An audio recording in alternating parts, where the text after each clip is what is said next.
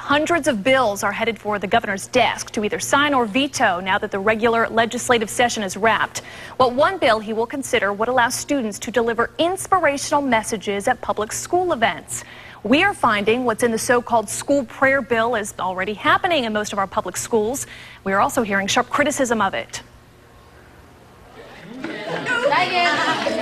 Some Steinbrenner High School students skip their lunch period and pack a small classroom instead, hungry for something else. There's a God who gave me that love. Swag, or students who admire God, run this prayer group themselves. His love, His mercy. Just one teacher in the back of the room with no say, no influence over the message. You are defined in Jesus Christ. We could see this kind of message put before many more than just these 50 or so students. It's time to be different. Legislation headed for the governor's desk would allow any student to deliver inspirational messages, religious or not, at public school events like graduation or pep rallies. School staff not allowed to help. The ACLU is opposed to this bill. Joyce Hamilton with the ACLU's Tampa office says the bill is an invitation for litigation. Students can pray in school.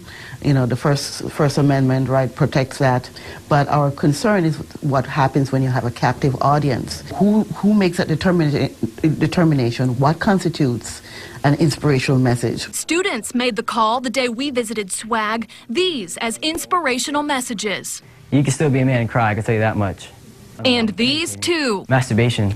If you guys realize this, God does not want you to feel self-righteous. What you have is something called lust. When you're doing that, you're committing adultery. That is a slippery slope. There will always be someone who may take offense, and most often it's religious minorities. Isaiah Gonsalves doesn't see it that way. He says given the chance to speak at an entire school event, he'd be careful with his words. Never to offend in any type of way. To only inspire. Gotta allow them to be different.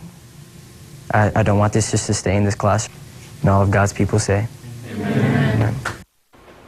A spokesperson for Governor Rick Scott tells me the governor supports the principle of prayer, but is waiting until the bill hits his desk to make a decision. Now, ultimately, if the bill is signed, each school district would then have to vote on whether to allow the inspirational messages. In a statement from Hillsborough County Schools spokesperson Steve Haggerty says, so long as it is student-led, it is not an issue.